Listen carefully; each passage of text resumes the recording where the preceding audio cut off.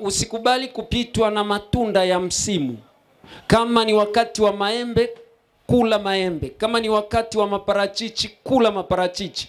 Kama ni wakati wa ndizi, kula ndizi. Kwa sababu hizo zinapotangulia kabla hujaweka chakula cha wanga na protini, zinatengeneza enzymes au vimeng'enya ambavyo vinakwenda kuchakata chakula utakachokula mchana na jioni kwa ajili ya kukarabati seli zako, lakini kwa ajili ya kulisha maeneo mengine ya mwili pamoja na kuwalea wadudu rafiki wa mwanadamu ambao kwa 70% wanajenga kinga ya mwili wa mwanadamu, na wadudu hao wanaitwa ni aina ya bakteria wanaitwa nomoflora.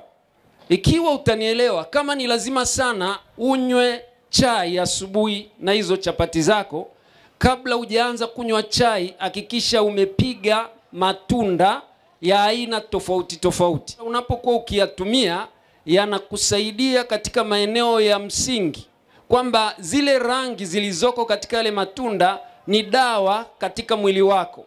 Na nilieleza kwamba rangi yoyote inayokuwa katika tunda, mfano matikiti ni mekundu, carrot ile ni aina ya mboga mboga, carrot ile ina rangi ya pink, lakini ukiangalia ndizi ni njano. Zile rangi zinamaanisha wingi wa antioxidant mwilini ambayo inaenda kupambana na vitu hatari katika mwili wako vinavyoitwa free radicals. Na hizo free radicals au kemikali zururaji ndizo ambazo zinaleta maradhi katika mwili wako.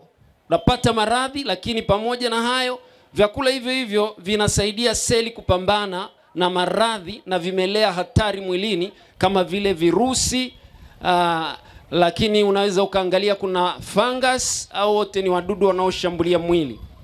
Ili kulinda seli ambazo ni za kinga, namba 1, jitahidi kula hivyo vyakula vyenye virutubishi asubuhi. Matunda, mboga mboga katika mfumo wa kachumbari. Katakata vitunguu weka humo, weka vitunguu saumu humo ndani, katakata pilipili hoho mbichi weka humo, weka limao kidogo, weka kila kitu mle ndani. Kula asubuhi. Alafu kama ni lazima ule, basi baada ya nusu saa nzima ndio upige chakula chako. Utakuwa umetengeneza namna nzuri zaidi ya kukusaidia.